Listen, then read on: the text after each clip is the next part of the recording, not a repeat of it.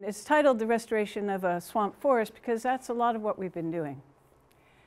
There's been a big stink locally about clear cutting on Bronx Road, where 15 acres of forest has just been taken down overnight by carver companies with very, very minimal permits from the DEC. And when we spoke to the DEC, they said they'd never seen anything like this. So I'm going to be linking that to the work in East Africa, the experiment we started in East Africa, which is called the Barbets Duet, and I'll explain that. And then to what we're actually doing in my place opposite the Hanacroix Preserve. Because I've got the corner between the interpretive trail and the preserve and a couple of acres on the north side of the creek. So it's about 19, 20 acres of swamp forest and a little bit of a garden, you know, up at the top of the old river bank where the house sits. But what this comes back to is what I call the oak tree paradox. If we were in Africa, it would be the fig tree paradox, because the oak tree supports 34 butterflies and moths, provides food for wildlife, provides habitat, nests and birds, habitat for fungi. Oak trees are some of the most valuable trees we have anywhere in the world. Their life value is extremely high, but they only have financial value when they're cut down. No wonder we keep destroying the world. And Carver's place versus my place is exactly the oak tree paradox. He gets massive amounts of money for his destructive behavior. The work that Eric and Gil and I are doing at my place, we get nothing. It's a net loss financially. And that's not right. So how do we create a system where environmental goods have value? And when I started thinking about this a long time ago, I was working in East Africa, and I was talking, mostly we were having conversations about what's the future of Kenya, what's the future of Tanzania, what's the future of Uganda. And these were very intensive, very emotional conversations, and we became very close to each other. It was like, you're uncovering things you didn't know about yourself and about your society, and I was the facilitator of these meetings, and I would have to then write them up, and they were very, very impactful, very just emotionally involving engagements. So we became very close friends. And as I was writing about how do you invent an ecological society when there's no model to follow, I began testing the ideas with my friends in East Africa. And I said, you know, when the English invented the Industrial Revolution, they didn't even know it was there to be invented. But what they started doing was solving their own problems locally, little by little. And they did it by crossing social boundaries, boundaries of education, boundaries of class, boundaries of wealth, boundaries of skill, in order to solve their problems one by one. And out of that attempt, those experiments in local solutions, they started to create a new social and economic system and a new political system. And that's where the Industrial Revolution began, was in neighborhood experiments. So I was talking with my friends in East Africa, and I said, you know, we have a lot of the conditions here. We have extremity and necessity. We have the engagement of multiple cultures in this part of the world, and we have to start experimenting with new ways of doing things, and let's see where we can go. And a Kenyan friend of mine, Obi, was coming to London on a regular basis, so he and I took a long walk, and out of that walk, we developed this concept called the Barbets Duet. And we said we will experiment with our own places. We will try things out. We will see what can we do in my place to both improve livelihoods and to improve the natural world and the health of the environment around us. And we called our experiment the Barbets Duet because we wanted to learn from two cultures on equal terms, from Western society and African society, from traditional knowledge and modern knowledge.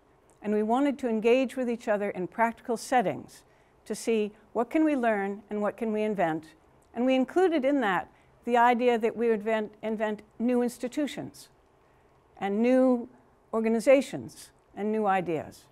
But we would do it by addressing practical problems. And out of that conversation, every time I went out to East Africa and was talking with people, I started testing this idea, and they began saying, I'll create a learning site. I'll create a learning site. And I said, well, what can I do? And they said, you just keep coordinating us. So I did, but gradually, all my friends had real money and real places at stake, and I was just, I just had a laptop and an office, So I bought the place in New Baltimore as my experiment so that I could be on the same footing as my African colleagues. And our overall objective was to find ways to support people who support the natural world. Because if you can't support people, if you can't earn a living, why invest in the natural world? So that was our thinking. And we originally said it will take us 20 years. And then we said, actually, it's going to take us a couple of generations. So that's where it all began. And part of what we were thinking about was property rights. Traditionally, in African society, nobody owned property, but you shared the goods of land. So women might own the rights to food crops. Men had the rights to tree crops. Whoever dug the well got to say who used the water. Herders could graze after the harvest. The government had mineral rights. But in this country, if I own this acre, I own the air rights and the mineral rights and everything in between. I have a column of rights that are all mine, and I control it. So we created this distinction between mosaic rights, which was the old African system, and a column of rights. And mosaic rights were better at preserving biodiversity and better at preserving social equity. But column rights were really good for supporting markets. So can we make these ideas work together somehow? So that was that's what I mean by learning from two cultures. So anyway, we go to that. What we also realized is both systems are failing, which is why I see us in a major period of transition and invention and systemic change. I don't know, how many of you were involved in any of those old 1960s conversations about the system has to change? Do you remember hearing that phrase? The system has to change. How far have we got? Not very far, right? Not very far. So this is kind of our little response to the system has to change. Well, how do you change it? I don't know. And out of this need for social invention and systemic change, what we began doing was meeting each other every year or two. And these pictures are mostly from, these on the left are from Uganda in 2016. And the one on the right, upper right, that's from Kenya, where I was last month. It was second weekend in February. And we were looking at our learning site there in Western Kenya. And we had a lot of people. We had about 12 people of different generations. And what we found in this work is that when there are no clear answers, nobody knows how to change a whole system, how to create a new system. When there are no clear answers, you need to rapidly learn from whatever you can do, and you learn place by place, experiment by experiment, but in practical settings. And we have now been doing this since 2007. And we're still doing it with our own resources and our own money, and we have no outside donors. But we're still pushing away in our own way. So I end up, what are lessons we've learned? No deadlines. You don't know how long it's going to take, so don't give yourself a deadline. Donors mostly want a deadline. What are you going to accomplish by next year if we give money to the New Baltimore Conservancy? Mistakes are okay. As Obi said, we try, we make mistakes, we learn, we try again. Get used to it. Mistakes are normal.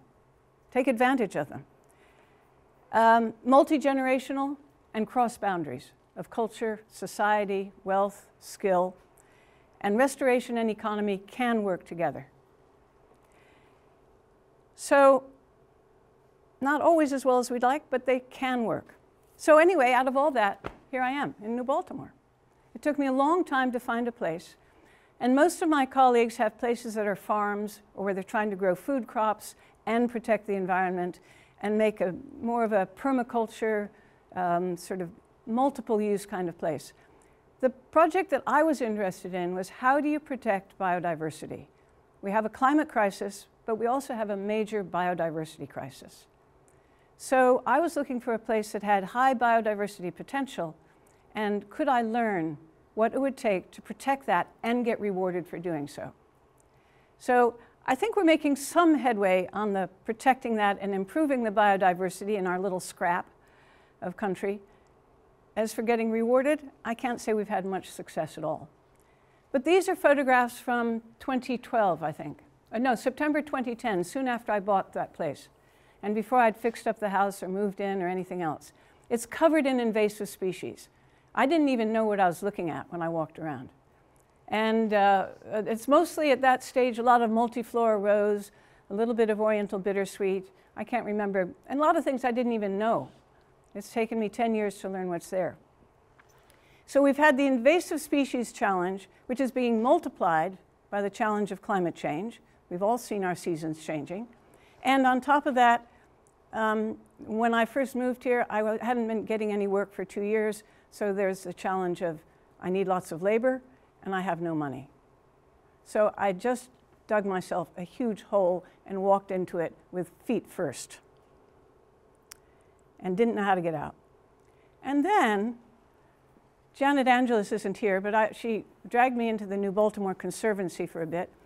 And she said at one meeting, we have 3 hunters who want to come and hunt in the Conservancy. And we said, no, not a good idea. Too many people. And she said, but Barbara, you wouldn't mind if they hunted in your place, would you? I said, no, send them along. So that's how I met Eric Remillard here from Cohoes. His friend Jay said there should be good hunting there. His son Darren is a great hunter. And they came down and said, can we hunt on your property? And by this time, I had realized I have no money and I can't do this. I have a great idea, but I can't do it. And I said, okay, you can hunt, but you have to give me land management in return. And I said, you're going to be part of an international experiment. We can go to Africa, and it's going to be fantastic, and it'll be just so exciting. You'll love every minute of it. And according to Eric, he told me once, you'll have to confirm whether I'm lying or not, that they went back to Cohoes and said, she's crazy. She is really crazy. True? And he isn't entirely wrong. He's not wrong. But he thought, maybe there's something in there. Maybe there's something. So they began working, and I have a very vivid image of them hacking their way through the multiflora rows, coming back to the house for lunch with trickles of blood running down their cheeks, because as we all know, multiflora rose is not just a hat snatcher. It will just rake your skin every chance it gets. But we almost immediately began to see a few rewards.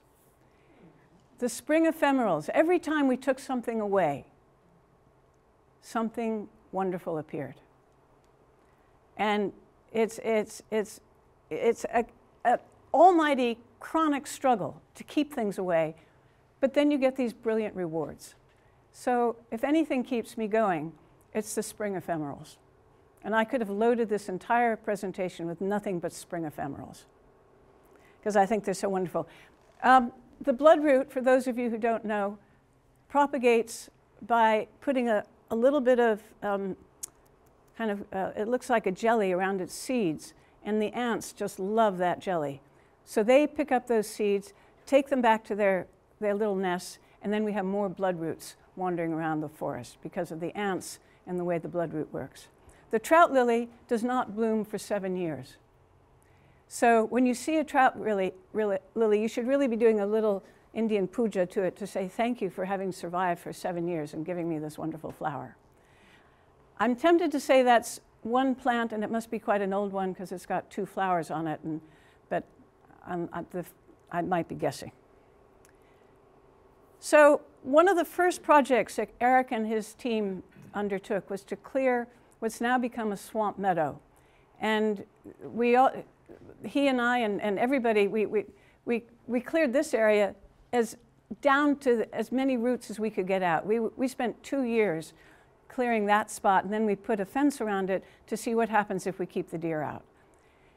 But that process of clearing the swamp meadow, and I would do the research about what seeds should we put in, what plants can we put in, what can we get to grow there. We were actually looking for things that would attract the deer so we could get some food for the winter, but also just what would be good for insects and biodiversity generally and support a lot of other wildlife, because that was the goal of this project. How can we increase the biodiversity in this scrap of New Baltimore?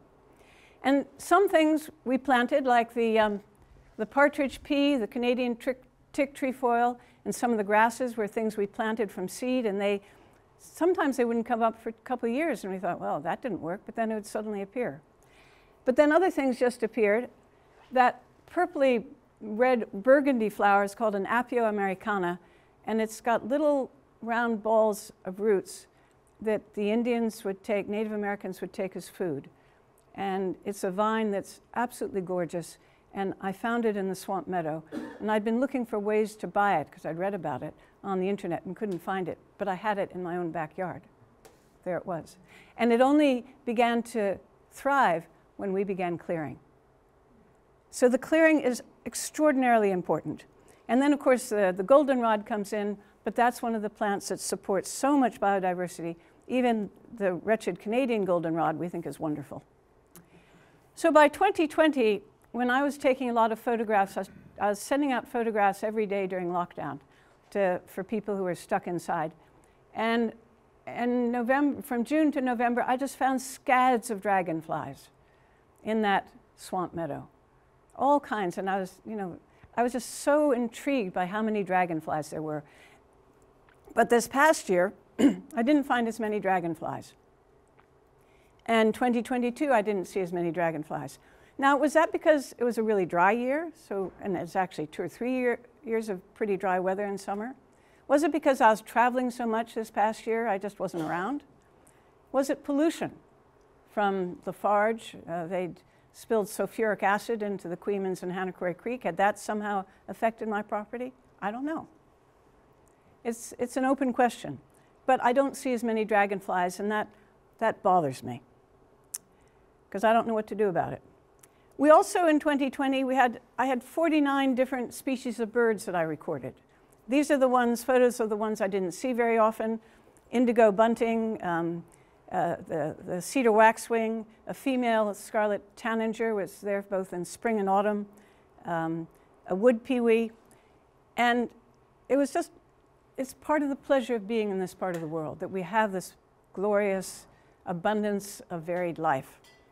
But last year, again, there was a fall off in 3 birds. Baltimore orioles, I didn't see any. I didn't see any tree swallows, which had been nesting in the nest boxes almost since we first put them up. They didn't nest there once last year. And bluebirds we hadn't seen for a couple of years. Now that might be the changes we've made, but I don't know. What's happened? Is it drought? Where did the insects go? The insects over my kitchen window at night, they come to the light. They're not as varied as when I first moved in. They're not as numerous. Something's going on, and it's not much fun. So that, in a way, makes it even more important for this restoration work to continue as much as we can. And a lot is happening still. Last year, I had a lot of photographs of sedges and the grasses that we have in this so riparian site. It gets all sorts of seeds come in with every flood.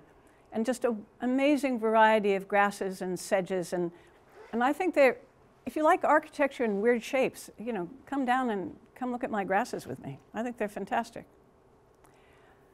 And another thing that happened this past summer was that we had a really wonderful story of wild rice. Wild rice is grown in the Hudson River, but I've never seen it. And I couldn't find it, and I was trying to find seeds and wondering how you could get it. And I'd say to people, have you seen wild rice? If you're up and down the river, did you see it on the other side of Skodak Island? Where have you seen wild rice? Get me some seeds. And then I found a place, I saw this strange plant one time that looked like this. And I thought, what's that? And then I went on a website looking for other seeds, and I saw that plant, and it was wild rice. And it had just appeared in my swamp. So I bought seeds for wild rice, threw them around, and some of it came up. So last year, we bought 3 pounds of seeds, threw it around even more, and we had more wild rice coming up. And wild rice is an annual plant, so it will only reproduce if it sheds seeds and the seeds aren't all eaten. But it's a fantastic seed for birds and wildlife. You'll get all the ducks in the world if you have lots of wild rice. well, assuming there are any ducks around, they will come. So I've been very, very keen to have more wild rice in the swamp, and we'll be planting more of it. Then I was walking in the Hudson River Interpretive Trail, and because I now have a dog that needs exercise and, you know, stands on my knees if I don't take him out. And there was a patch of wild rice in that tidal pond. And because I'd been learning what it was in my place, I thought, hang on, get out the binoculars. Sure enough. And it's a huge, thick patch. And this isn't a very good photograph, but it's huge. And I think that might have been where that first wild rice plant drifted in. Because, you know, the tide goes back and forth between my place and the Interpretive Trail. So I think we can create more wild rice in this stretch, in our little patch here around New Baltimore. So that, to me, is one of the important restoration things that I think we can do. And both Gil and Eric have helped me put that up. But public enemy number one, oriental bittersweet. How many of you wrestle with oriental bittersweet? Yeah, so we all know what that is, right? So what you get, this photograph a couple days ago, little beautiful little red seeds on the ground, and then it became a tangle of vine that was covering over this catalpa tree. It just completely smothered the tree. The snow comes, sits on that vine, breaks the tree in half, and more seed gets spread all over the place. It's now winding itself up any number of trees in that part of my forest, and it's starting all over again. And Gil and I last year, we went past it and I said, help me get this down. Help me clear it out. And we got so discouraged we gave up after 2 hours, I think, right? It was terrible. We couldn't do it.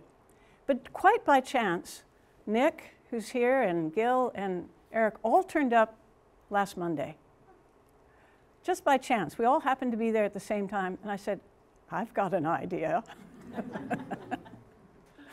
So last Monday was a day of great success. We went from the menace of oriental bittersweet to 3 men taking 2 hours to take down 1 catalpa tree and a lot of oriental bittersweet. So you're talking about a major, major success. Now we're going to have to burn the debris or do something with it, but that's an example of how much labor you need to tackle this challenge, particularly of bittersweet, but all the invasives have required a lot of labor. We estimated 2 or 3 years ago that to bring the invasives under control in 15 acres, that's just the property I have south of the Hanacroy Creek, it would take 5 people working full-time for 5 years. And I checked that with somebody from the 5 Rivers, and he said, yep, that sounds about right. I don't have the money for 5 people working full-time. You know, I'm not the Rockefellers. No, I'm a long way from the, and I don't have the, when I was telling my friends in East Africa what minimum wage is here, my university friends were saying, can I come there? I'll work for you. Because the wage differences are so different. They can afford, you know, they can afford labor. I cannot. So that was a major achievement, but it's an example of how much it takes. This spring, Gil has started clearing the berm, which is this long structure. My house is back here. The river is at the back. That's my house. This is the Interpretive Trail swamp is over here. And then that's my property that side. And this has been covered with Japanese barberry, what else is there? Multiflora rose, Asian honeysuckle, and buckthorn. All things you don't want in your land at all. And when I first moved in there, you couldn't even walk down that. There wasn't even a footpath. And Gil's father was the first person who, you know, he spent a day, I think, trying to get, what, 3 feet into it? Yeah, it was so thick. So it's been an enormous effort. And now you walk through it and we don't even think about it. But we forget how much work it's taken to get this far. So I ordered, I think, from the Saratoga Tree Nursery, 25 seedlings each of winterberry, swamp rose, and 9-bark. And we have other planting material around the place now that we can live stake or try to put up on the berm. But I still am not quite sure how do we kill what we're cutting back. So we'll probably turn to the dangerous herbicides and do some poisoning if I can find a good way to do it with minimal damage.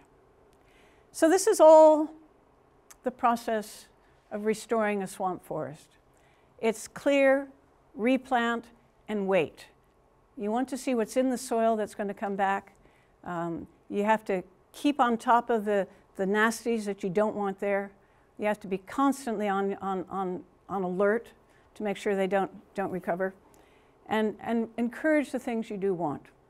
You know, take away the weeds.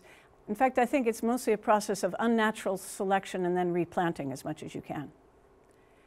So coming back to our friend Carver, I want us to have a restoration economy. But the economy that's working now is the economy of industry, the economy that creates lots of trash and doesn't know what to do with it. It's the economy of consumption and throwaway. And that economy is very good business. You can earn a lot of money in that economy. So this is a picture I took this week of one of the Port of Queensland's barges with a lot of crushed metal on it. And you know, we don't know what else is being handled there because a lot of it comes in big, oversized ships that any of us who have houses on the river see them coming up. Quite often they come up light, go back heavy, or they come up heavy and go back light. But we see them all the time.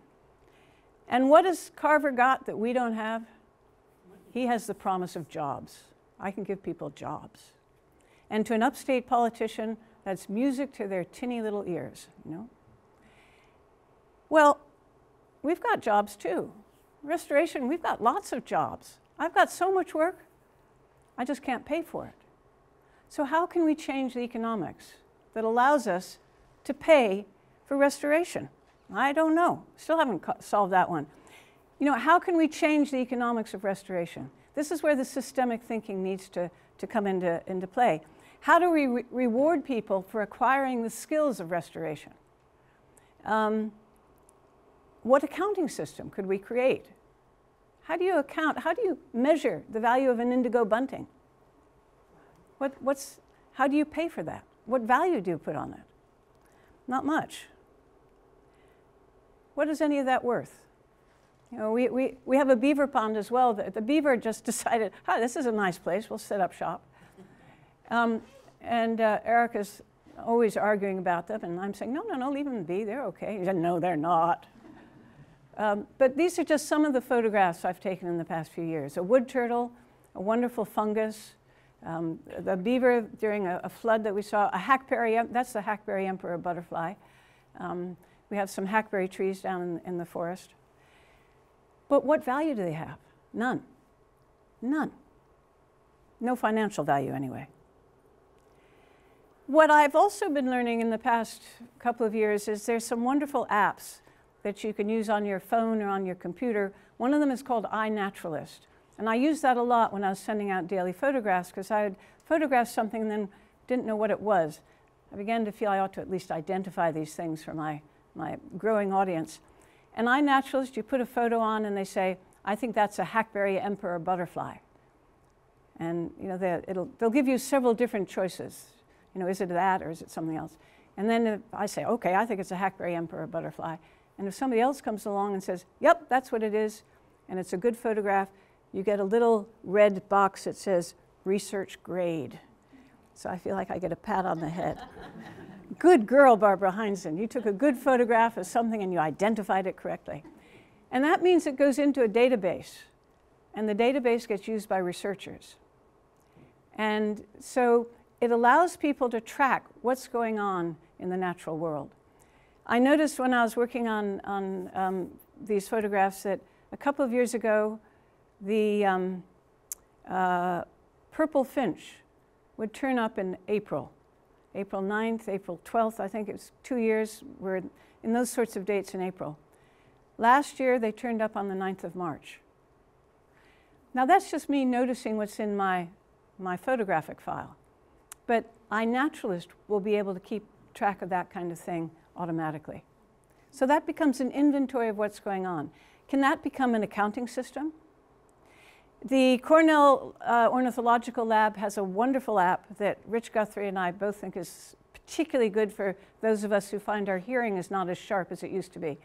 You hold it up and said, sound ID, and it will hear all the birds that are in your neighborhood. And if you haven't tried it yet, it makes spring mornings an absolute delight. So these are the things I still don't know how to answer. So the way I see it, pulling these three themes together again, we're entering a major transition. And all I can say is we have to start with what is there and what is needed. Do whatever you can with whatever you've got. And be willing to experiment. Right now, we're just trying to protect things. All this furore over the clear cutting is really saying, why are you doing this? Putting pressure on the DEC to say, why did you approve this? Trying to make the case that, no, protection is useful. We need it. But on top of that, we need to start creating alternative approaches. We need to adopt some of the philosophy of the Barbets Duet, to look for ways of engaging with people across boundaries, creating different rules. I've fantasized about persuading the DEC that as Carver is always creating environmental violations, we should just fine him up front. Because he always gets, he always gets a fine, and then he always argues it down to half of what the fine should be, or a tenth. So we'll just fine him, gazillions of dollars up front and put it in an escrow account, and every year he has a clean site, we can pay him back. So he has an incentive to stay clean. And he pays for his fines up front. I don't see that working, but I'd like to. But that's what I mean. Think differently about how we can solve the problems we have, because our current way of doing things just isn't working. And then eventually, let's push that restoration economy, continue to restore what we can, and start to create a different system. The last thing, which we'll put on the website, because I don't see any reason in boring you with this, these are the sources of information I cobbled together this afternoon. These are the ones I've been using a lot, and these are places where I've been getting planting material. So I think, Peter, this will go on the website, won't it? Yeah. Yeah, so you can get it there. And but just to tell you, soil and water conservation districts in Albany and Greene County, they sell you bare-rooted stock for very little money. A lot of what I've planted has come from those two, and I find Greene County has slightly more native plants, and it's a better list, a clear explanation of what they got. But you need to get your orders in by the 1st of April on both those places. And then I've used various online nurseries. Ernst Seed Conservation Seeds is a really wonderful site. And a lot of these online sites have very good information about the kinds of plants you can get, what conditions they need, what they like, and I find them very helpful. North Creek Nurseries is a wholesaler, but they allowed me to order things wholesale and push it through a native plant nursery in Washington County. And that's it. Thank you.